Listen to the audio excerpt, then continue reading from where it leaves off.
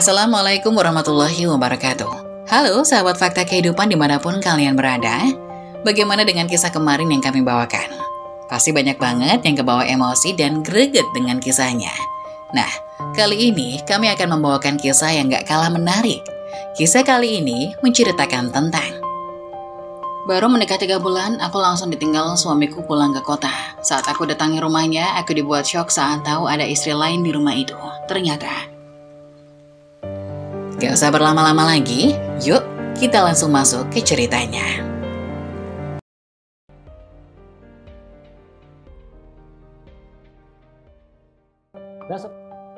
Baru menikah 3 bulan, aku langsung ditinggal suamiku pulang ke kota. Saat aku datangi rumahnya, aku dibuat syok saat tahu ada istri lain di rumah itu. Ternyata namaku Rita, gadis sederhana dari sebuah desa kecil yang jauh dari gemerlap kota. Desa ini dikelilingi hamparan sawah, ladang jagung, dan pohon-pohon kelapa yang menjulang tinggi. Setiap pagi, suara ayam berkokok dan aliran sungai di belakang rumah menjadi musik alami yang menemani hidup kami. Aku tinggal bersama ayah dan ibuku, 2 orang yang kucintai meski seringkali kami berbeda pandangan. Ayahku adalah kepala desa, sosok yang dihormati karena kepemimpinannya yang tegas namun bijaksana. Ibuku adalah seorang wanita lembut dan penyabar, menjadi penyeimbang dalam keluarga kecil kami. Namun, hidup kami di desa dengan ayah sebagai kepala desa tak selalu mudah. Terutama bagiku. Banyak mata yang mengawasi setiap langkahku. Banyak telinga yang mendengar setiap kata yang kuucapkan. Apapun yang kulakukan, kecil atau besar, selalu menjadi bahan perbincangan. Sebagai anak satu-satunya, aku sering merasa terperangkap di dalam dunia yang terlalu kecil untuk mimpiku. Aku baru lulus SMA setahun lalu, dan sejak saat itu, aku merasa hidupku hanya berputar-putar di tempat yang sama. Desa ini dengan segala kesederhanaannya, tidak pernah benar-benar menjadi tempat yang kutinggali dengan hati.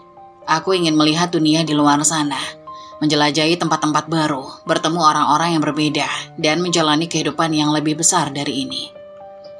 Namun, impian itu terasa jauh. Setiap kali aku menyuarakan keinginanku, aku selalu mendapatkan jawaban yang sama dari ayah.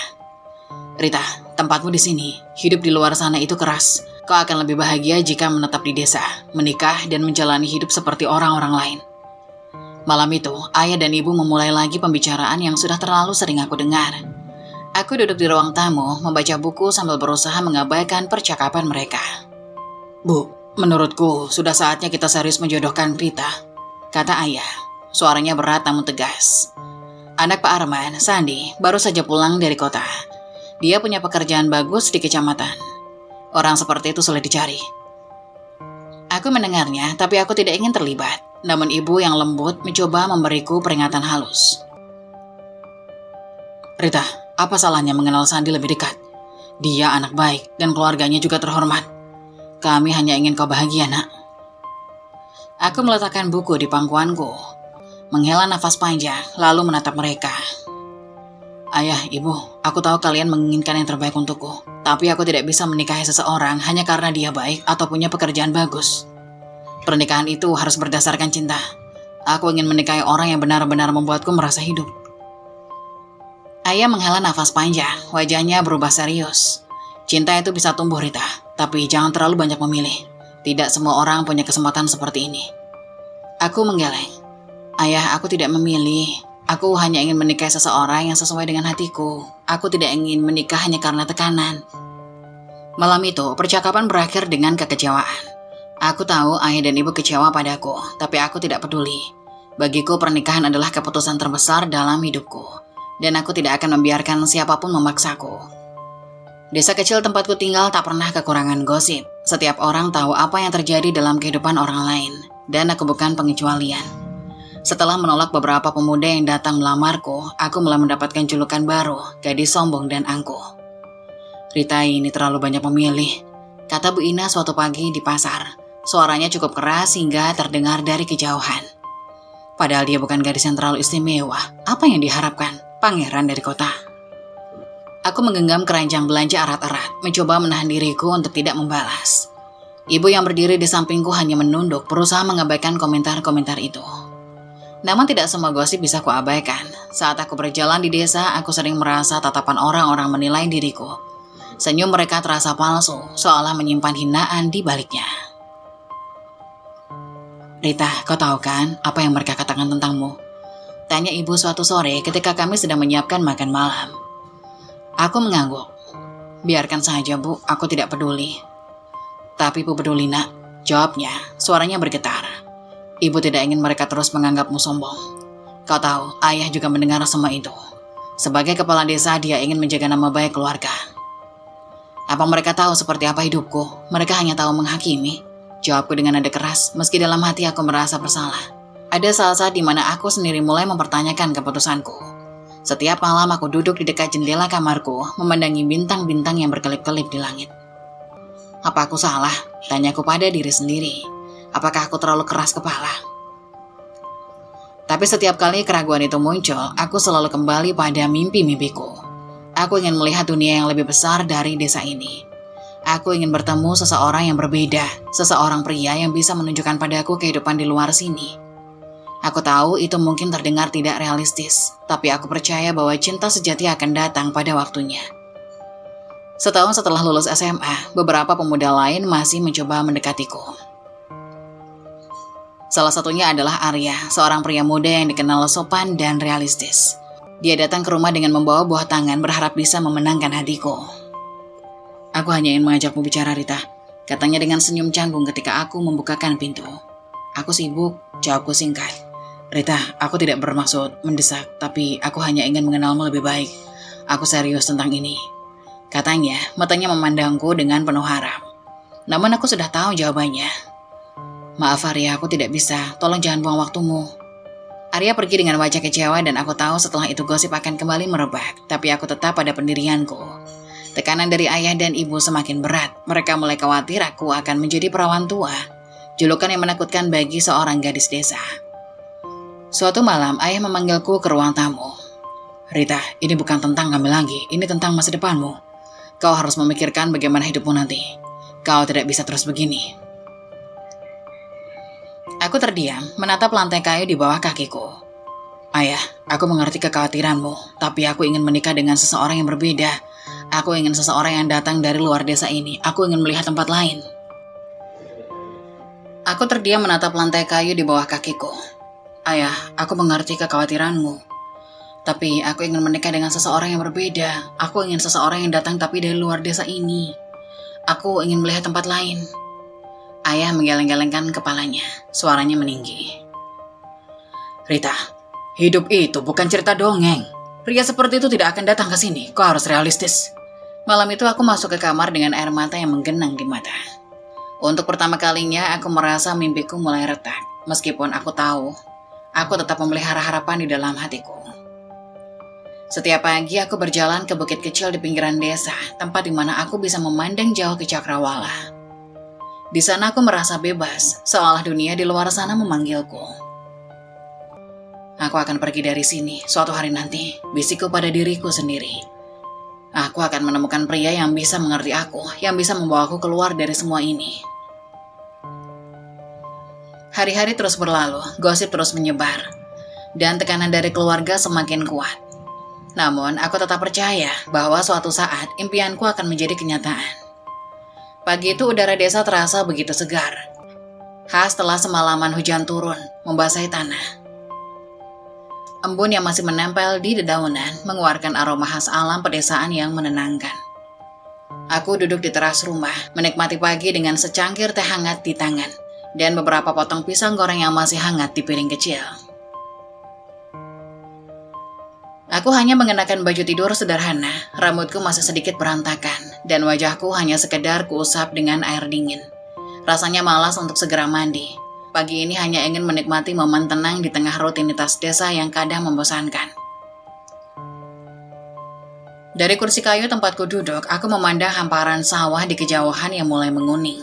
Sesekali angin pagi menyentuh wajahku, membawa kesejukan yang begitu nikmat. Dalam momen ini, aku mencoba melupakan semua tuntutan dan tekanan yang akhir-akhir ini sering menghantui pikiranku. Namun seperti biasa, pikiranku tidak bisa sepenuhnya tenang.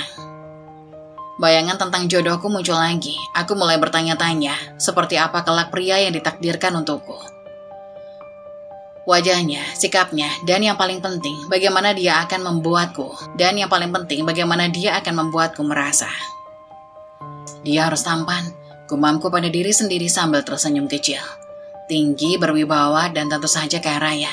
Lanjutku dalam hati. Angan-anganku melayang jauh membayangkan pria ideal yang mungkin tidak akan pernah ada di desa ini. Tetapi, di balik semua imajinasiku itu, aku tahu satu hal yang pasti. Aku tidak ingin hidup hanya berputar di desa ini. Aku ingin sesuatu yang berbeda, kehidupan yang lebih besar daripada apa yang selama ini kulihat. Dan itu hanya mungkin jika pria yang datang bukan berasal dari desa ini. Saat aku sedang asik dalam lamunan, suara mesin mobil membuyarkan pikiranku. Aku menoleh ke arah jalan, melihat sebuah mobil sedan hitam perlahan memasuki halaman rumah. Mobil itu terlihat begitu mengkilap dan mewah, sesuatu yang jarang terlihat di desa kecil kami. Siapa yang datang pagi-pagi begini? Tanyaku dalam hati. Apa katamu ayah? Mobil itu berhenti dengan anggun dan pintu sampingnya terbuka. Seorang pria berusia sekitar 40 tahun keluar lebih dulu. Dia mengenakan pakaian rapi, setelan kasual yang terlihat mahal meski tidak terlalu mencolok. Dari sisi lain, seorang pria muda membuka pintu pengemudi dan turun. Saat itu, waktu seolah berhenti. Pria muda itu tinggi dengan rambut hitam yang tertata rapi. Wajahnya tegas, rahangnya kokoh, tetapi ada kelembutan di matanya yang membuatku tertegun. Kemeja putih yang dikenakannya terlihat sederhana, tetapi sangat pas di tubuhnya yang atletis. Dia melangkah dengan percaya diri, tetapi gerak-geriknya tetap sopan. Hatiku berdegup kencang. Pria muda itu berjalan mendekat bersama pria yang lebih tua. Mereka berhenti beberapa langkah di depanku. Pria muda itu menatapku sejenak, lalu tersenyum tipis. Senyumnya, aku bahkan tidak tahu bagaimana menggambarkannya. "Permisi," katanya dengan suara lembut tapi tegas. "Apakah Pak Kepala Desa ada di rumah?" Aku terdiam beberapa detik, terpaku pada tatapannya. Suaranya terdengar begitu menenangkan, tetapi di saat yang sama ada kekuatan dalam nada bicaranya yang membuatku sulit berpaling. "Oh iya ada," jawabku akhirnya sedikit tergagap. "Sebentar, saya panggilkan," tambahku sambil segera bangkit dari kursi. Aku masuk ke dalam rumah dengan langkah cepat, mencoba menenangkan diri. "Ya, ada tamu di luar, mereka mencarimu," kataku pada ayah yang sedang duduk santai di ruang tengah. Ayahku langsung bangkit dan berjalan keluar. Aku mengikutinya sampai ke pintu, tetapi kemudian berhenti. Ayah menyambut kedua tamu itu dengan ramah, berjabat tangan dengan pria yang lebih tua, lalu mengajak mereka masuk ke ruang tamu. Aku hanya berdiri di ambang pintu, memperhatikan mereka. Pria muda itu terlihat sangat sopan, duduk dengan postur tegap tetapi tidak kaku. Sesekali dia tersenyum kecil saat mendengarkan ayah berbicara dengan pria yang lebih tua, yang tampaknya adalah seseorang dengan jabatan penting. Ada sesuatu tentang pria muda itu yang membuatku sulit mengalihkan pandangan. Entah itu caranya membawa diri, suaranya, atau mungkin hanya perasaan aneh yang muncul sejak pertama kali melihatnya.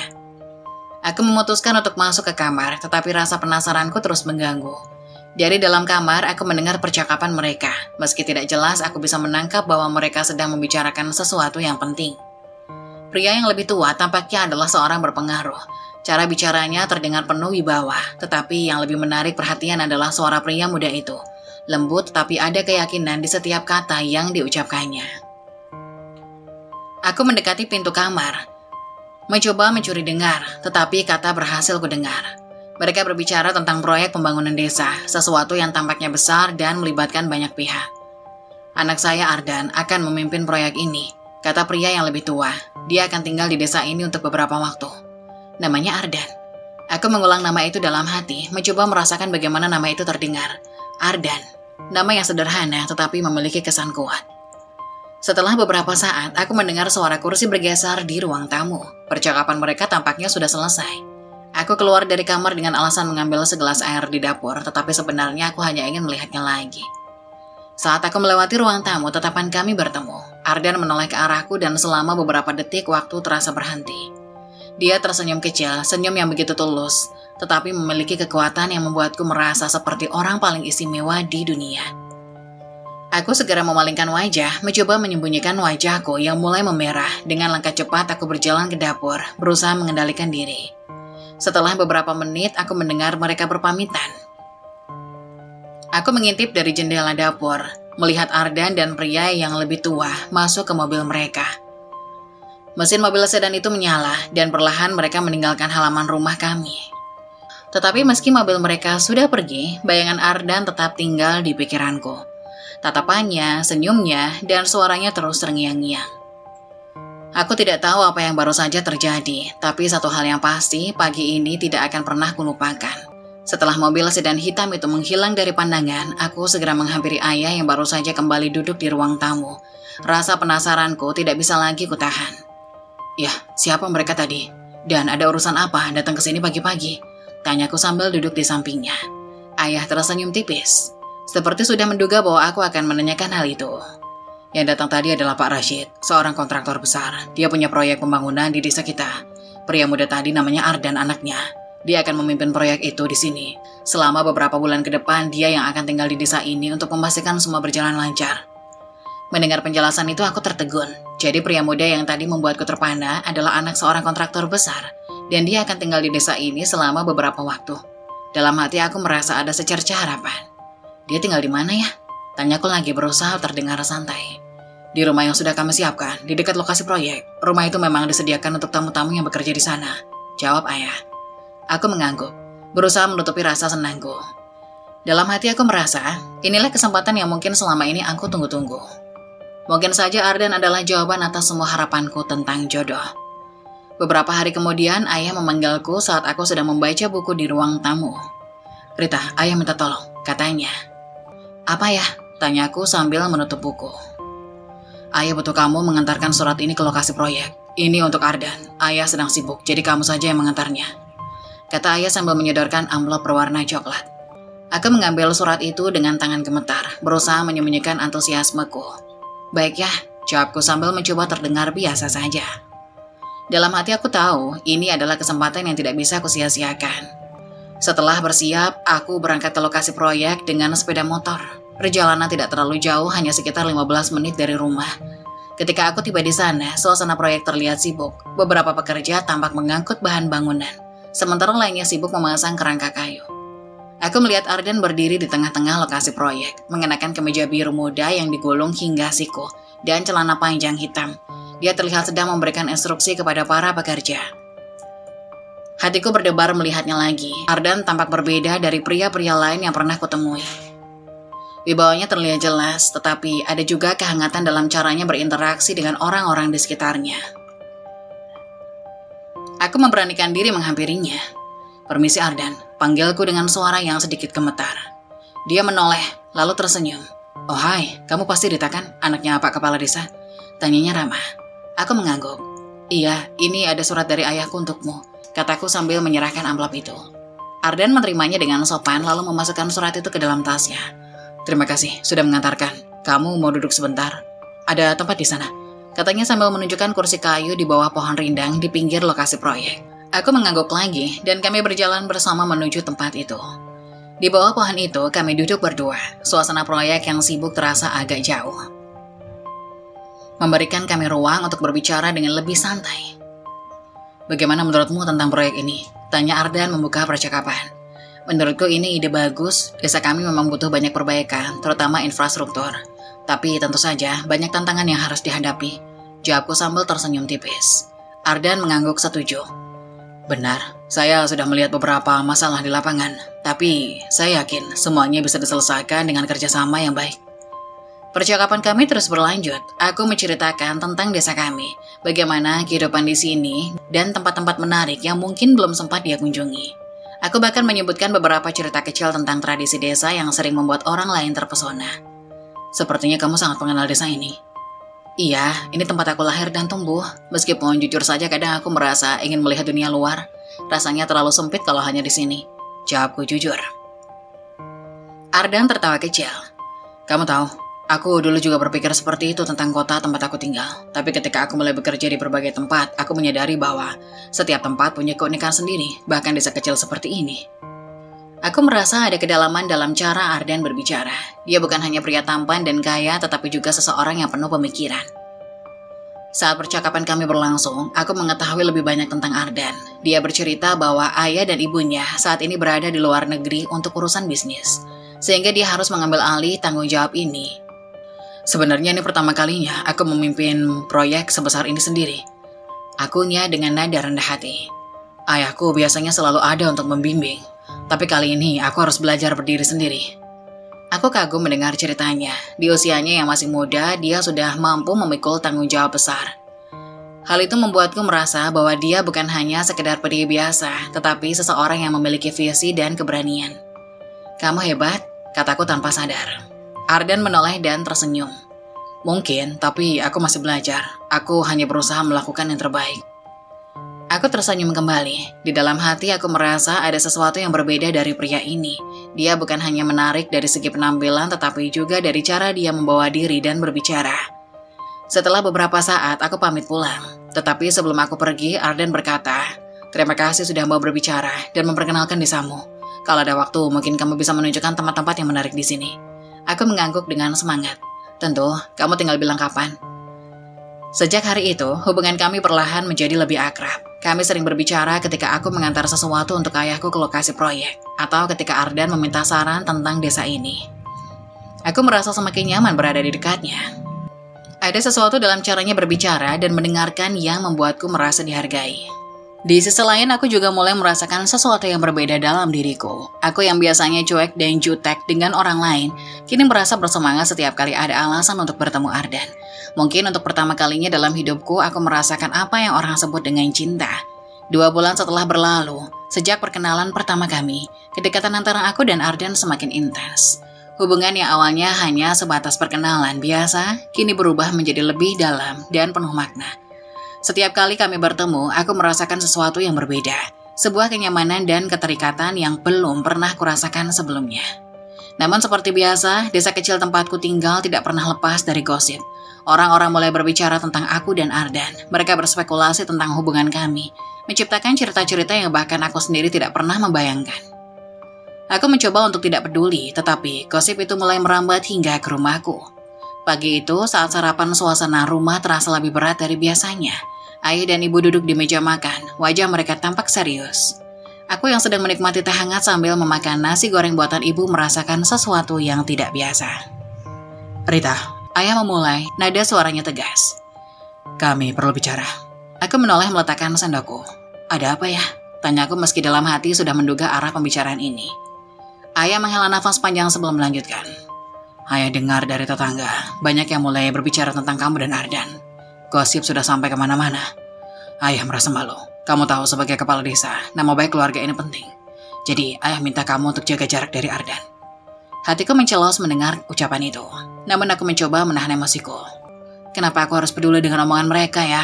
Mereka hanya iri karena aku punya hubungan dengan orang seperti Ardan. Jawabku dengan nada membela diri. Ibu yang sejak tadi diam akhirnya angkat bicara. "Rita, kamu ini perempuan. Kamu harus menjaga gengsi dan kehormatanmu. Kalau gosip ini terus berlanjut, bagaimana orang akan memandangmu nanti? Apalagi kamu belum menikah, kamu harus hati-hati." "Aku tidak peduli, Bu. Aku tahu apa yang aku lakukan. Mereka tidak punya hak mencampuri urusanku."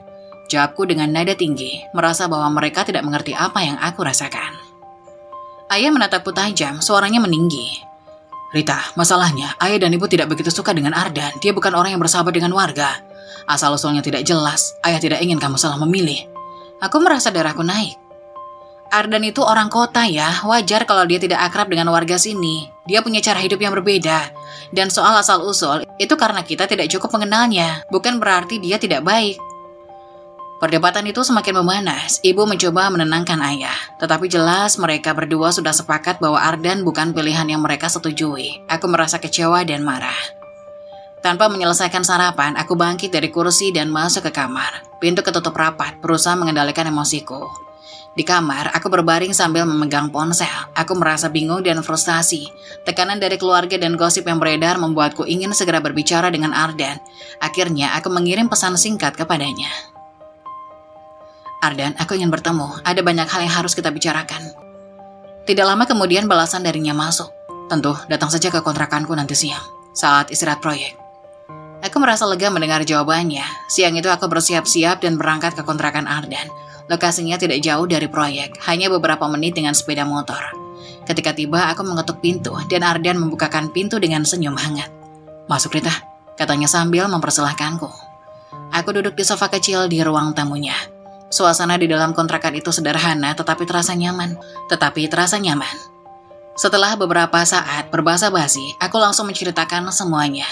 Gosip yang beredar di desa, peringatan dari ayah dan ibu, serta ketidaksetujuan mereka terhadap hubungan kami. Ardan mendengar dengan serius, wajahnya tampak tenang, tetapi aku tahu dia sedang memikirkan sesuatu. Setelah aku selesai bicara, dia mengambil nafas dalam dan berkata, "Rita, aku ngerti apa yang kamu rasakan. Aku juga tahu ini tidak mudah bagimu, tapi aku ingin kamu tahu satu hal. Aku serius dengan hubungan kita. Aku tidak peduli apa yang orang lain katakan, bahkan jika orang tuamu tidak merestui, aku akan tetap memperjuangkanmu." Mendengar kata-kata itu aku merasa tenang. Ada kehangatan dalam suaranya yang membuatku yakin bahwa dia tidak main-main. Aku memeluknya erat, merasa bahwa kami sedang menghadapi dunia bersama. Namun entah apa yang merasuki kami saat itu, dalam keheningan siang yang hangat, kami terlalu larut dalam perasaan satu sama lain. Pelukan itu berubah menjadi sesuatu yang lebih intim. Aku tidak tahu bagaimana semuanya terjadi, mungkin karena aku terlalu lemah, terlalu percaya pada perasaan yang sedang berkobar. Siang itu kami melupakan semua batasan dan melakukan sesuatu yang seharusnya tidak kami lakukan. Setelah semuanya selesai, aku duduk di ujung tempat tidur, memeluk lututku. Hati kecilku merasa menyesal, tetapi aku tidak tahu bagaimana harus mengungkapkannya. Ardan duduk di sampingku, memegang tanganku. "Rita, aku tahu ini salah, tapi aku akan bertanggung jawab. Aku akan menikahimu, aku janji," katanya dengan suara penuh keyakinan. Aku hanya mengangguk, mencoba mempercayai janjinya. Namun jauh di dalam hatiku, aku tahu bahwa semua ini akan membawa konsekuensi besar. Aku tidak tahu apa yang akan terjadi selanjutnya, tetapi aku hanya bisa berharap bahwa Ardan benar-benar akan menepati janjinya. Malam itu udara terasa dingin, seolah menjadi pertanda sesuatu yang besar akan terjadi. Aku yang sedang duduk di kamar sibuk membaca buku, tiba-tiba mendengar suara langkah kaki yang berat di teras rumah. Tak lama kemudian suara ayah terdengar memecahkan heningan. "Ardan, malam-malam begini ada apa?" tanyanya dengan nada datar, tetapi penuh dengan curiga. Aku terkejut mendengar nama Ardan disebut. Detak jantungku semakin cepat, tetapi aku mencoba menenangkan diri. Aku tetap di kamar pura-pura tak peduli. Dari balik pintu kamar aku mendengar suara Ardan menjawab dengan tegas. "Pak, saya datang untuk meminta izin untuk menikahi Rita." Kalimat itu seperti petir yang menyambar di tengah malam. Aku terpaku sejenak, tak percaya Ardan benar-benar melakukannya. Ayah dan ibuku jelas terkejut, suasana menjadi hening, hanya terdengar suara napas berat ayah. "Apa kau serius? Malam-malam datang ke sini dan langsung bicara soal pernikahan. Di mana orang tuamu? Mengapa mereka tidak datang bersamamu?" Suara ayah terdengar semakin keras. Aku tahu situasi ini akan sulit. Ardan menjelaskan ayah sedang berada di luar negeri. "Urusan bisnis yang penting, Pak, jadi tidak bisa hadir. Saya hanya datang dengan sungguh-sungguh. Saya benar-benar ingin menikahi Rita." Namun jawaban itu tidak cukup bagi ayah. Dengan nada tegas dia berkata, "Tidak sopan. Kalau orang tuamu tidak bisa hadir, aku tidak bisa menerima lamaran ini. Aku tidak akan membiarkan anakku menikah begitu saja, tanpa restu yang jelas dari pihak keluargamu." Aku yang mendengar itu tidak bisa lagi berdiam diri. Segera aku keluar dari kamar dan menuju ruang tamu. Aku melihat Ardan duduk dengan wajah penuh kecemasan, sementara ayah dan ibu menunjukkan ekspresi ketidaksetujuan yang jelas. "Ada apa ya?" tanyaku, pura-pura tak tahu arah pembicaraannya. "Ardan datang untuk melamarmu," jawab ayah singkat, tetapi matanya tajam menatapku. Hatiku melonjak bahagia mendengar itu, tapi kebahagiaan itu hanya berlangsung sesaat. Ayah langsung melanjutkan. "Tapi aku sudah bilang, aku tidak bisa menerima. Tidak ada orang tua yang datang, tidak ada restu dari pihak keluarganya." Aku menatap Ardan yang hanya bisa menunduk. Aku tahu ini adalah momen yang harus aku kendalikan, tapi di saat yang sama aku merasa terpojok. Waktu tidak lagi berpihak padaku. Jika aku menunggu sampai ayah Ardan pulang dari luar negeri, kehamilanku akan semakin terlihat. Gosip di desa ini akan semakin memburuk dan keluargaku akan semakin dipermalukan. Dengan napas tertahan aku berkata pelan, tetapi tegas. "Ayah, aku tidak bisa menunggu. Aku harus segera menikah dengan Ardan." Ayah menatapku dengan mata tajam. "Kenapa harus buru-buru? Apa yang sebenarnya kau sembunyikan?" Aku menggigit bibir, mencoba menahan air mata, tapi saat itu aku tahu tidak ada lagi cara lain. Dengan suara yang hampir bergetar, aku mengakui. "Karena aku hamil ya, aku mengandung anak Ardan." Ruangan itu seketika menjadi sunyi, wajah ayah memerah, ibuku tertegun, dan Ardan hanya menunduk tanpa berani mengangkat kepala. "Apa katamu?" teriak ayah, berdiri dengan amarah yang meluap. "Aku minta maaf ya, aku tahu ini salah, tapi aku mohon izinkan aku menikah dengan Ardan. Dia sudah berjanji akan bertanggung jawab." Tanpa peringatan, ayah melayangkan pukulan ke wajah Ardan. Suara hantaman itu membuatku menjerit. "Kurang ajar, berani-beraninya kau menghancurkan nama baik keluargaku," teriak ayah dengan penuh kemarahan. Aku mencoba melerai, tetapi justru aku menjadi sasaran berikutnya. Tamparan keras mendarat di pipiku. "Kau ini perempuan tidak tahu diri, dasar wanita murahan," bentaknya. Ibuku yang sedang duduk di sofa hanya bisa menangis, menutup wajahnya dengan kedua tangan. Rasa kecewa terpancar jelas di wajahnya. Rita, kenapa kamu sampai melakukan ini? Apa kamu tidak memikirkan kami? Aku jatuh berlutut di hadapan ayah dan ibu. Aku minta maaf ya, Bu. Aku tahu aku salah, tapi tolong beri aku kesempatan. Biarkan aku menikah dengan Ardan dan memperbaiki semuanya. Amarah ayah perlahan mereda, tetapi wajahnya tetap dipenuhi rasa kecewa. Ia menatapku dengan mata yang sayu, lalu mengalihkan pandangannya ke Ardan. Kalau bukan karena anak ini, aku tidak akan pernah mengizinkan. Tapi karena situasi sudah seperti ini, aku akan menerima pernikahan kalian. Namun ingat, ini bukan karena aku menyukaimu Ardan. Ini karena aku tidak punya pilihan lain. Ardan mengangguk, masih dengan kepala tertunduk. Terima kasih Pak, saya berjanji akan menjaga Rita dan anak kami. Seminggu kemudian acara pernikahan digelar. Meski sederhana, pesta itu dihadiri oleh banyak warga desa. Namun di balik senyum yang aku dan Ardan paksakan, aku tahu ini bukan awal yang sempurna. Ayah tidak bisa menyembunyikan rasa kecewanya, dan ibu terus menangis sepanjang acara. Ayah Ardan tetap tidak hadir, hal itu menjadi bahan pembicaraan warga, tetapi aku berusaha mengabaikannya. Hari itu adalah hari yang aku tunggu-tunggu sejak lama, meskipun penuh liku, aku dan Ardan akhirnya menjadi suami istri. Ketika malam tiba, semua tamu pulang. Aku dan Ardan duduk berdua di kamar. Aku menggenggam tangannya, mencoba menemukan harapan di antara kekacauan ini. Kita sudah melewati banyak hal dan aku hanya berharap apapun yang terjadi nanti kita bisa menghadapi semuanya bersama. Ardan memelukku erat. Kita pasti bisa Rita, aku akan selalu ada untukmu. Namun jauh di dalam hatiku aku tahu perjalanan ini masih panjang dan penuh dengan tantangan. Tapi untuk malam ini aku memilih untuk percaya bahwa semuanya akan baik-baik saja. Malam itu terasa begitu hening, udara dingin menyelinap melalui celah-celah pintu kontrakan. Seakan ikut menguatkan rasa kesepianku. Sejak Mas Ardan pergi ke kota, setiap sudut rumah ini terasa kosong. Tak ada lagi suara langkah kakinya saat pulang kerja, tak ada tawa kecilnya saat kami berbagi cerita di meja makan. Aku menghela nafas panjang, menatap piring kosong di depanku, makanan yang tadi kubuat nyaris tak tersentuh. Aku pasti terlalu banyak pikiran, gumamku pada diri sendiri. Namun kenyataan tak bisa aku abaikan. Hari ini, sudah genap 2 bulan sejak Mas Ardan meninggalkan desa, dan aku sama sekali tidak tahu keberadaannya. Di minggu pertama, aku mencoba untuk menguatkan hati. Aku yakin Mas Ardan sibuk menyelesaikan pekerjaannya. Meski ia jarang membalas pesanku, aku terus meyakinkan diri bahwa ini hanya soal waktu. Tapi, seiring hari berganti, keyakinanku mulai goyah. Pada minggu kedua, aku mulai panik. Aku terus mencoba menghubungi Mas Ardan lewat telepon dan pesan singkat. Tetapi tak satu pun mendapat balasan. Panggilan teleponku selalu diarahkan ke kotak suara, seolah ia sengaja memutuskan komunikasi denganku. Mas, kenapa diam? Apa aku salah? Aku berbisik pada layar ponselku yang mati, berharap ada keajaiban yang membuatnya membalas pesan. Keuangan kami juga semakin menipis. Tabungan kecil yang kami kumpulkan perlahan habis untuk membayar kontrakan, membeli makanan, dan memenuhi kebutuhan harian. Tak jarang aku hanya makan sekali sehari agar uang itu cukup untuk beberapa minggu ke depan. Warga sekitar mulai membicarakanku. Mereka sering melirikku dengan pandangan yang sulit diartikan, seolah ingin menanyakan kabar tentang suamiku. Beberapa ibu-ibu bahkan terang-terangan menanyakan, Rita, kok suamimu nggak balik-balik? Jangan-jangan dia lupa sama kamu. Aku hanya bisa tersenyum pahit dan memberi jawaban singkat. Mas Ardan sibuk kerja, Bu. Tapi di balik senyum itu, hatiku terasa remuk. Aku tahu gosip mereka lebih tajam daripada apa yang terucap. Aku mendengar mereka membicarakan aku di belakangku, menyebutku wanita yang ditinggalkan suami atau lebih buruknya, perempuan malang yang terperdaya oleh janji manis seorang pria kota. Pada bulan kedua, aku tidak lagi bisa berdiam diri. Aku tahu jika terus menunggu di sini, aku hanya akan tenggelam dalam keputusasaan. Aku hanya mencari Mas Ardan, apapun resikonya. Aku mulai mendatangi lokasi proyek tempat Mas Ardan dulu bekerja. Dengan membawa perut yang mulai membesar, aku berjalan menyusuri area yang kini sudah sepi. Para pekerja hanya tersisa sedikit, dan kebanyakan dari mereka tidak mengenal Mas Ardan secara pribadi. Namun salah seorang mandor akhirnya memberiku informasi penting, alamat kantor pusat tempat proyek ini dikelola. Malam itu aku duduk di kamar kontrakan, menatap alamat yang kutulis di secari kertas. Alamat itu berada di kota besar, jauh dari desaku. Perjalanannya akan panjang dan melelahkan, tapi aku tidak punya pilihan lain. Keesokan harinya aku mulai berkemas. Kupilih pakaian yang paling nyaman dan praktis untuk perjalanan jauh, serta membawa beberapa barang penting seperti dokumen pernikahan dan buku tabungan yang isinya nyaris habis.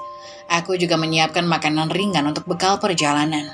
Uangku tidak banyak, hanya cukup untuk ongkos bus dan beberapa hari makan di kota. Namun aku yakin selama aku bisa bertemu dengan Mas Ardan, semua masalah ini akan terselesaikan. Sebelum berangkat, aku menyempatkan diri mengunjungi rumah orang tuaku. Meski hubungan kami masih renggang, aku tahu aku harus berpamitan. "Ibu, ayah, aku mau pergi ke kota," kataku pelan saat duduk di ruang tamu mereka. Ibu menatapku dengan mata penuh kekhawatiran. "Kamu mau apa ke sana, Rita? Kamu itu hamil besar, gak boleh capek-capek." "Aku harus cari Mas Ardan, Bu. Dia belum pulang. Aku gak tahu kenapa. Aku gak bisa terus begini, menunggu tanpa kepastian," jawabku dengan suara bergetar. Ayah hanya menghela nafas panjang. "Kalau dia benar-benar suami yang bertanggung jawab, dia harusnya gak ninggalin kamu begini. Tapi ya sudah, kalau kamu memang mau pergi, hati-hati di jalan." Aku berangkat keesokan harinya, dengan uang pas-pasan di tangan. Aku naik bus yang penuh sesak menuju kota. Perjalanan itu terasa begitu panjang. Bukan hanya karena jauhnya jarak, tapi juga beban emosi yang kurasakan. Di setiap pemberhentian, aku hanya bisa memandangi orang-orang di sekitarku yang sibuk dengan urusan masing-masing. Aku bertanya-tanya dalam hati, apakah aku benar-benar menemukan Mas Ardan? Atau aku hanya akan kecewa lebih dalam? Namun, setiap kali aku merasa ragu, aku mengusap perutku yang mulai membuncit. "Nak, kita akan cari papa, kita harus kuat ya," bisikku dengan suara bergetar. Setelah berjam-jam perjalanan, akhirnya aku tiba di kota. Suara bising kendaraan dan hiruk-pikuk orang-orang membuatku merasa asing dan kecil. Aku memegang erat kertas alamat yang kubawa, mencoba mencari arah dengan bertanya kepada orang-orang di sekitar. Setelah Ibu Mas Ardan memintaku untuk menunggu penjelasan langsung dari Mas Ardan, aku merasa seperti dihantui waktu yang bergerak lambat. Hati dan pikiranku berkecamuk, bercampur antara rasa cemas, marah, dan sedih. Rumah besar itu yang awalnya tampak lebih megah, kini terasa asing, dingin, dan penuh tekanan. Aku kembali duduk di ruang tamu, kali ini ditemani oleh keheningan yang hampir menyakitkan. Wanita muda yang katanya istri Mas Ardan masih duduk di sana, matanya sembab setelah menangis semalaman. Dari tatapan tajamnya aku tahu dia masih tidak percaya dengan keberadaanku. "Jadi kamu mengaku istri Ardan?" Suaranya terdengar memecah kesunyian. Ada nada sarkasme dalam ucapannya, jelas menunjukkan bahwa dia menganggapku sebagai ancaman. "Aku tidak hanya mengaku," jawabku pelan mencoba tetap tenang. "Kami menikah di desa 6 bulan yang lalu. Aku masih bisa menunjukkan dokumen pernikahannya." "Dokumen?" Dia mendengus sinis. "Seorang pria seperti Ardan menikah denganmu, seorang gadis desa. Kamu pasti sedang bercanda." Aku menelan ludah, mencoba meredam emosi yang mulai naik. "Aku tidak punya alasan untuk berbohong. Aku di sini untuk mencari jawaban, bukan untuk membuat keributan." Dia ingin membalas perkataanku, tapi ibunya yang dari tadi diam akhirnya angkat bicara. "Cukup, Clara," katanya dengan nada tegas. "Ardan akan segera tiba, biarkan dia menjelaskan semuanya." Clara. Aku akhirnya tahu namanya. Mendengus kecil dan bersandar di kursinya, tapi aku bisa melihat bahwa tangannya gemetar, mungkin karena kemarahan atau ketakutan. Malam itu menjadi salah satu malam terpanjang dalam hidupku. Aku tidak bisa tidur meskipun tubuhku lelah setelah perjalanan panjang dari desa ke kota. Bayangan wajah Mas Ardan terus muncul di pikiranku bersamaan dengan ribuan pertanyaan yang belum terjawab.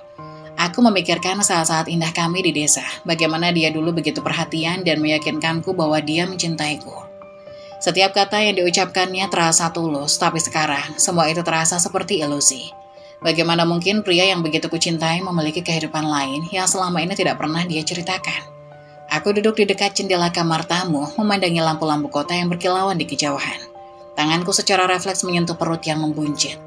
Bayi ini, aku hanya ingin dia lahir dalam keluarga yang bahagia dengan orang tua yang mencintainya. Tapi sekarang aku bahkan tidak tahu apakah masa depannya akan seperti yang kubayangkan. Keesokan harinya, Ibu Mas Ardan meminta pelayan untuk menyiapkan sarapan di ruang makan. Aku duduk di meja besar itu bersama Clara dan Ibu Mas Ardan meskipun suasananya jauh dari nyaman. Setiap kali mataku bertemu dengan mata Clara, dia langsung membuang muka dengan ekspresi penuh kebencian. Aku hanya mengambil beberapa gigitan kecil dari roti panggang yang disajikan di depanku. Nafsu makanku benar-benar hilang, tergantikan oleh rasa cemas yang semakin menghimpit. Ibu Mas Ardan menatapku beberapa kali, seolah ingin mengatakan sesuatu tapi dia tetap diam. "Ardan akan pulang sekitar pukul 11, kata Ibu Mas Ardan akhirnya, memecah keheningan. Aku hanya mengangguk pelan meskipun di dalam hati aku sudah tidak sabar untuk mendengar penjelasannya. Aku tahu apapun yang akan dia katakan mungkin tidak akan menghapus rasa sakit ini, tapi aku butuh kebenaran. Ketika jam menunjukkan pukul 11, suara mesin mobil terdengar dari luar. Hatiku langsung berdegup kencang. Aku berdiri dari kursi melangkah ke dekat jendela untuk melihat siapa yang datang. Mobil hitam yang sudah kukenal itu berhenti di halaman, dan dari dalamnya keluar Mas Ardan. Dia masih terlihat sama seperti terakhir kali aku melihatnya, dengan kemeja rapi dan rambutnya yang disisir ke belakang. Tapi kali ini wajahnya terlihat sedikit tegang. Aku ingin berlari keluar untuk menemuinya, tapi kakiku terasa berat. Sebaliknya, aku tetap berdiri di tempatku, menunggu dia masuk ke dalam rumah. Pintu depan terbuka, Mas Ardan melangkah masuk. Begitu matanya bertemu denganku, dia diam sejenak. Ada keheningan yang canggung di antara kami, seolah dia tidak tahu harus berkata apa. Ardan, suara ibunya memecah keheningan. Kau punya banyak hal untuk dijelaskan. Mas Ardan mengangguk pelan dan melangkah lebih dekat. Matanya beralih ke Clara yang duduk di sofa dengan ekspresi marah, lalu kembali ke arahku. Rita, katanya dengan suara pelan, aku tidak tahu harus mulai dari mana. Aku menatapnya, mataku penuh air mata yang kutahan sejak semalam. Katakan saja yang sebenarnya, Mas. Aku hanya ingin tahu apa yang terjadi. Ibu Mas Ardan dan Clara tetap duduk di sofa. Kemudian dengan ekspresi penuh dengan harap dan cemas, kini semua kebenaran ada di tangan Mas Ardan. Dan aku hanya bisa berharap bahwa aku siap mendengar apapun yang akan dia katakan. Mas Ardan duduk di sofa ruang tamu, wajahnya dipenuhi ketegangan. Dia menghela nafas panjang, lalu mulai berbicara dengan suara yang nyaris bergetar. Aku tidak bisa memungkiri semuanya. Apa yang dikatakan Rita benar. Kami menikah 6 bulan lalu di desanya. Aku menyembunyikannya karena takut. Dia berhenti menarik nafas dalam, lalu melanjutkan. Aku takut pada reaksi kalian, terutama Clara. Clara yang sedari tadi hanya menatapnya dengan tatapan penuh amarah tiba-tiba meledak. Takut? Kau takut? Setelah semua yang kulakukan untukmu, setelah bertahun-tahun aku mendukungmu, kau membalasnya dengan menikahi perempuan lain tanpa sepengetahuanku. Suara Clara menggema di seluruh ruangan. Air matanya tumpah tanpa henti. Tapi itu tidak menghentikannya untuk terus memaki. Dia menoleh ke arahku, menunjuk dengan tangan gemetar. Dan kau, wanita murahan, apa kau pikir hanya karena kau mengandung itu memberimu hak untuk merebut suami orang? Aku terpaku di tempatku, tidak mampu berkata apa-apa. Semua yang terjadi terasa seperti mimpi buruk yang tak berkesudahan. Aku mencoba membuka mulut untuk menjelaskan, tetapi Clara tidak memberiku kesempatan. Kau pasti tahu dia sudah menikah, tapi kau tetap menggoda dan merayunya. Kau tahu dia punya istri, tapi kau tidak peduli, dasar perusak rumah tangga. Clara berteriak dengan penuh emosi, air matanya terus mengalir, menggambarkan betapa hancurnya perasaannya. Aku menarik napas dalam-dalam, mencoba menenangkan diri. Dengan suara pelan tapi tegas, aku berkata, aku tidak tahu Mbak Clara, aku benar-benar tidak tahu Mas Ardan sudah menikah. Kalau aku tahu, aku tidak akan pernah mau berada di posisi ini. Clara tertawa pahit. Tidak tahu. Kau benar-benar ingin aku percaya itu? Aku menunduk, tidak mampu menatapnya. Dalam hati aku mencoba membayangkan berada di posisinya. Pastilah rasa sakit yang ia alami jauh lebih besar daripada yang kurasakan saat ini. Tapi aku juga tidak bisa mengabaikan kenyataan bahwa aku adalah korban kebohongan Mas Ardan sama seperti dia. Aku sudah bersamanya selama 5 tahun. Aku tahu pernikahan kami belum sempurna. Aku tahu aku belum bisa memberikan anak. Tapi apakah itu alasan bagimu, Ardan? Dia menatap Mas Ardan dengan tatapan penuh luka. Apakah karena aku tidak bisa hamil, kau merasa berhak menikahi wanita lain di belakangku? Aku tidak menikahi Rita karena itu, Clara. Jawab Mas Ardan, suaranya lemah. Aku salah, aku tahu aku salah. Tapi ini semua terjadi begitu cepat. Aku tidak bermaksud untuk menyakitimu. Clara berdiri dari kursinya. Air matanya masih mengalir. Tidak bermaksud. Kau menghancurkan hidupku, Ardan. Kau merusak semuanya. Dan sekarang kau ingin aku menerima wanita ini dan anaknya. Kau gila. Ibu Mas Ardan yang sedari tadi diam akhirnya angkat bicara. Clara, cukup. Katanya dengan nada tegas. Aku tahu kau marah dan kau berhak marah. Tapi kita harus menemukan solusi. Bukan terus menyalahkan satu sama lain. Clara tertawa sinis. Solusi? Apa solusinya? Membiarkan dia tinggal di sini? Berbagi suami dengan perempuan yang tidak jelas asal-usulnya? Aku tidak meminta apapun darimu, Mbak Clara. Aku hanya ingin Mas Ardan bertanggung jawab pada anak yang sedang kukandung. Itu saja, kataku pelan. Keheningan menyelimuti ruangan setelah perkataanku. Lalu ayah Mas Ardan yang sedari tadi hanya duduk sambil mendengarkan akhirnya angkat bicara. Ardan, katanya dengan suara dalam dan penuh wibawa. Apa yang kau lakukan ini salah, sangat salah. Tapi apa yang sudah terjadi itu tidak bisa diubah. Dia menatapku sejenak lalu beralih ke Clara. Kau adalah istri pertama Ardan, Clara. Kau punya hak yang lebih besar. Tapi Rita, dia juga tidak salah dalam hal ini. Dia korban kebohonganmu, Ardan. Dan dia sedang mengandung anakmu. Aku menahan nafas, menunggu apa yang akan dikatakan selanjutnya. Kau harus adil, Ardan. Itu tanggung jawabmu sebagai seorang suami. Kau harus menjaga Clara karena dia adalah istrimu yang sah. Tapi kau juga tidak bisa meninggalkan Rita dengan anaknya. Mereka membutuhkanmu. Clara berdiri menatap ayah Mas Ardan dengan mata berkaca-kaca. Jadi itu solusinya. Aku harus berbagi suami dengan wanita ini. Ini bukan soal berbagi, Clara. Jawab ayah Mas Ardan dengan suara tenang. Ini soal tanggung jawab. Kalau kau ingin mempertahankan rumah tanggamu, kau harus menerima kenyataan ini. Setelah beberapa saat, Clara akhirnya duduk kembali ke sofa. Air matanya terus mengalir. Ibu Mas Ardan mencoba menenangkan suasana dengan memeluk Clara, tapi aku tahu luka yang dirasakan Clara tidak akan pernah sembuh begitu saja.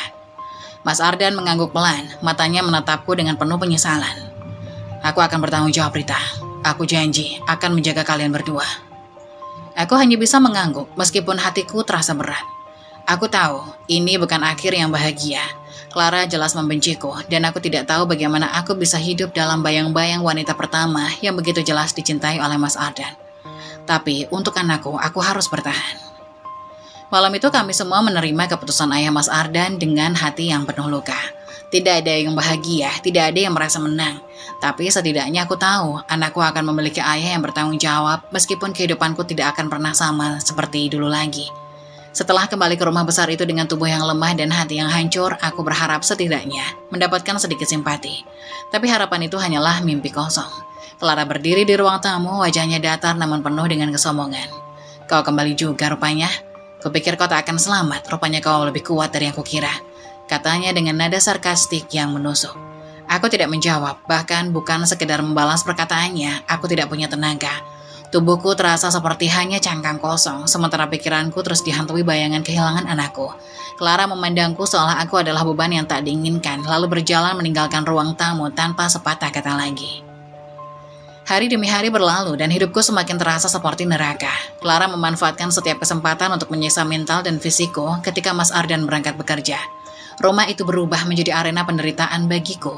Clara akan memanggilku dengan suara keras dari lantai atas, memerintahku untuk melakukan pekerjaan berat meskipun aku masih dalam masa pemulihan. Pindahkan lemari itu ke sudut ruangan, perintahnya suatu pagi, sambil menunjuk lemari kayu besar di ruang tamu. Bu Clara, maafkan saya, tubuh saya belum sepenuhnya pulih, saya tidak kuat mengangkat benda seberat itu. Jawabku dengan suara pelan, mencoba tetap sopan meskipun hatiku memberontak. Clara mendengus sinis, jangan gunakan alasan itu lagi. Kalau kamu masih mau tinggal di sini, lakukan saja, atau aku usir kau sekarang juga. Ancamnya sambil melipat tangan di dada. Aku tidak punya pilihan lain selain menuruti perintahnya. Dengan tubuh yang lemah, aku mendorong lemari itu sedikit demi sedikit hingga tubuhku hampir rubuh karena kelelahan. Tapi Clara hanya menatapku dengan senyuman dingin seolah puas melihat penderitaanku. Clara tidak hanya menyiksaku secara fisik, dia terus-menerus merendahkanku dengan kata-kata pedasnya. Kau tahu, Ardan hanya kasihan padamu. Kalau bukan karena bayi ini, dia pasti sudah mencampakkanmu sejak awal. Katanya suatu hari sambil menyeruput teh di ruang makan. Aku hanya diam menahan air mata yang hampir tumpah. Kata-katanya seperti belati yang menghujam hatiku. Aku tahu dia sengaja mengucapkan itu untuk menghancurkan semangatku, dan aku tidak tahu sampai kapan aku bisa bertahan. Puncaknya ketika Clara datang membawa segelas jus tomat lagi. Ini bagus untukmu, katanya setelah keguguran, minuman ini bisa membantu tubuhmu pulih lebih cepat. Katanya sambil tersenyum manis, senyum yang penuh kepalsuan. Awalnya aku ragu untuk meminumnya, tapi Clara memaksa, bahkan mengancamku jika aku menolak. Kalau kau tidak minum, aku akan membuang semua makananmu hari ini, katanya dengan nada dingin. Aku tidak punya pilihan. Dengan tangan gemetar, aku meneguk jus itu sedikit demi sedikit. Beberapa saat kemudian, aku merasa mual, tubuhku lemas, dan perutku terasa sakit luar biasa. Aku jatuh ke lantai, memegangi perutku sambil menangis kesakitan. Aku berteriak meminta tolong, berharap seseorang akan datang menyelamatkanku. Clara muncul dari dapur menatapku dengan pandangan dingin. Berhenti berteriak seperti orang gila. Kau ini manja sekali, sakit sedikit saja sudah membuat drama. Katanya dengan nada mencemooh. Aku mencoba menjelaskan bahwa rasa sakit ini berbeda, bahwa aku benar-benar butuh bantuan. Tapi Clara hanya mengangkat bahu dan pergi begitu saja, meninggalkanku tergeletak di lantai seperti sampah. Pembantu rumah tangga yang selama ini takut pada Clara akhirnya memberanikan diri mendekat. Dia membisikkan kata-kata permintaan maaf sambil membantu mengangkatku. Maafkan saya, Bu. Saya tahu ini tidak benar, tapi saya tidak bisa membiarkan Anda terus menderita. Katanya dengan suara gemetar. Bersama seorang satpam, dia membawaku ke rumah sakit menggunakan taksi. Kami pergi diam-diam tanpa sepengetahuan Clara. Di dalam perjalanan, pembantu itu terus menggenggam tanganku mencoba memberikan dukungan meski aku tahu dia sendiri ketakutan. Di rumah sakit, aku kembali dirawat dengan penuh perhatian. Dokter memberiku berbagai tes untuk memastikan kondisiku stabil. Tapi aku tidak bisa berhenti berpikir sampai kapan aku harus bertahan di tempat itu. Di malam yang sunyi, aku termenung di tempat tidur rumah sakit, memikirkan hidupku yang hancur berantakan. Aku kehilangan anakku, kehilangan kehormatanku, dan sekarang hidup di bawah kekuasaan seorang wanita yang terus-menerus menyiksaku. Namun di sudut hatiku ada secercah harapan. Aku tahu bahwa aku harus melawan. Aku tidak bisa terus-menerus menjadi korban. Aku harus mencari cara untuk membebaskan diri dari Clara dan mendapatkan kembali kendali atas hidupku. Tapi bagaimana? Itu adalah pertanyaan besar yang terus menghantuiku. Berita tentang keadaanku yang memburuk akhirnya sampai ke telinga Mas Ardan dan ibu mertuaku. Dalam waktu singkat mereka datang ke rumah sakit dengan wajah cemas. Mas Ardan masuk ke ruanganku terlebih dahulu. Matanya langsung tertuju padaku yang terbaring lemah di atas ranjang. Ia menggenggam tanganku erat. Wajahnya dipenuhi kekhawatiran yang begitu nyata. "Rita, sayang, apa yang terjadi? Kenapa bisa begini?"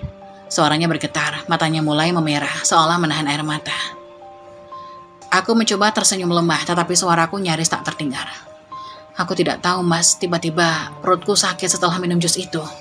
Ibu mertuaku yang baru masuk ke ruangan segera bertanya kepada seorang pembantu yang ikut mendampingi. Dengan nada tajam ia bertanya, "Kamu, apa yang terjadi sebenarnya? Jus apa yang diberikan ke menantuku?" Pembantu itu gemetar, wajahnya pucat pasi. Saya tidak tahu, Bu. Jus itu bukan saya yang membuat, tapi..." Suaranya berhenti, matanya menatap ke lantai dengan ketakutan. "Bukan kamu, lalu siapa?" tanya ibu mertua dengan suara yang semakin tinggi. Sebelum pembantu itu sempat menjawab, dokter masuk ke ruangan. Semua perhatian langsung beralih padanya. Mas Ardan mendekat dengan tergesa, suaranya penuh kegelisahan. "Dok, bagaimana kondisi istri saya? Apa yang terjadi dengannya?" Dokter menghela nafas panjang sebelum menjawab. "Istri Anda mengalami keracunan makanan. Kami menemukan jejak racun dalam muntahannya, dan racun itu berasal dari jus tomat yang diminum. Racun tersebut dikenal sebagai salah satu zat yang dapat menyebabkan keguguran." Kata-kata dokter itu seperti petir yang menyambar di siang bolong. Ruangan mendadak hening. Hanya terdengar suara detak monitor dan nafasku yang lemah. Mas Ardan terlihat sangat marah, tangannya terkepal rapat. Ibu mertua menatap dokter dengan penuh keterkejutan. "Jadi ini sengaja dilakukan?" tanya ibu mertua dengan nada tajam. Dokter hanya mengangguk. "Tampaknya begitu, Bu. Racun ini sepertinya tidak mungkin masuk secara tidak sengaja." Mas Ardan segera menoleh ke pembantu itu lagi. "Kau bilang bukan kau yang membuat jus itu. Siapa?" Pembantu itu menunduk, tubuhnya gemetar hebat. Itu Nyonya Clara yang membuat jus itu, Tuan." Mendengar nama Clara disebut, ibu mertua langsung terdiam. Mas Ardan tampak terkejut sekaligus marah. "Clara?" serunya tak percaya. Aku yang terbaring di tempat tidur mencoba menguatkan diri. "Dia juga melarang semua pembantu untuk menolongku saat aku kesakitan. Tapi pembantu ini berani melanggar dan membawaku ke rumah sakit," jelasku dengan suara lemah. Ibu mertua menatap pembantu itu tajam. "Benarkah ini?" tanyanya dengan suara gemetar, seolah tidak percaya apa yang baru saja didengarnya. Pembantu itu hanya mengangguk pelan, matanya basah, tubuhnya gemetar ketakutan. Tak lama kemudian, Clara datang ke rumah sakit dengan tampang sok perhatian. Ia langsung masuk ke ruangan sambil berkata, "Rita, bagaimana keadaanmu? Aku sangat khawatir. Aku langsung ke sini begitu mendengar kabar." Namun sebelum dia bisa melanjutkan, ibu mertua langsung berdiri menghadangnya. "Cukup, Clara, berhenti berpura-pura." Suaranya begitu tegas membuat Clara terdiam. "Aku tidak mengerti, Bu. Apa maksudnya?" jawab Clara dengan suara lembut, masih berusaha mempertahankan topengnya. "Aku sudah tahu semuanya. Jus yang kau berikan kepada Rita pagi ini mengandung racun, dan kau juga melarang semua pembantu menolongnya, kan?" bentak ibu mertua. Clara akhirnya kehilangan kendali. Air matanya mulai mengalir, tapi kali ini bukan karena penyesalan, melainkan karena ketahuan. "Iya, aku melakukannya." Tangannya gemetar, ia berteriak.